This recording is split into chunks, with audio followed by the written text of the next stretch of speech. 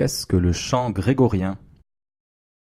Chant grégorien, c'est un terme général désignant le répertoire liturgique de l'Église médiévale d'Occident après l'unification opérée par le pape Grégoire Ier au VIe siècle.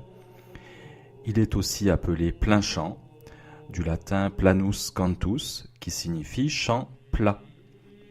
Le chant grégorien est généralement chanté par une voix d'homme soliste ou un chœur d'homme, parfois les deux en alternance, et ils chantent tous en même temps les mêmes paroles à la même hauteur. On dit qu'ils chantent à l'unisson.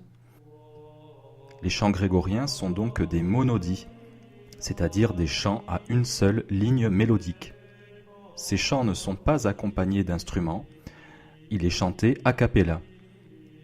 Il s'agit bien évidemment de musique religieuse, celle de la liturgie catholique, et de ce fait, elle est chantée toujours en latin. Donc le chant grégorien est le répertoire de chants liturgiques propre à l'Église catholique latine, mais il ne se réduit pas à un art, il est avant tout la prière de l'Église.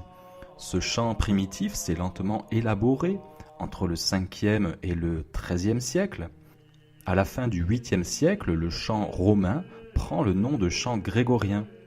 L'essentiel du répertoire est composé à l'époque carolingienne au 9e siècle. Alors 8 papes ont contribué à l'organisation de la liturgie, dont Saint Grégoire le Grand, appelé Grégoire Ier, qui a donné son nom au chant liturgique. En effet, il codifie les textes liturgiques et la mélodie.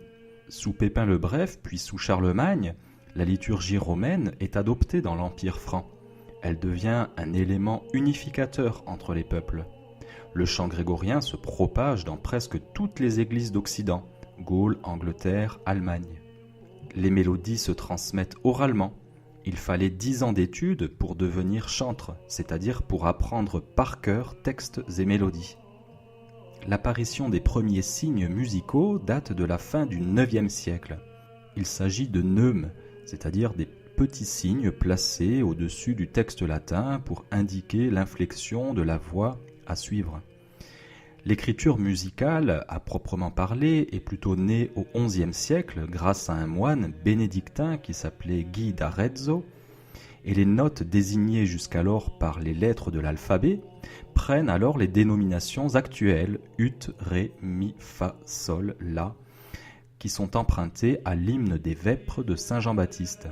Ainsi, le A devient La, le B devient Si, le C ut, c'est-à-dire ut c'est l'ancien nom de Do, le D devient Ré, le E devient Mi, le F Fa, le G Sol.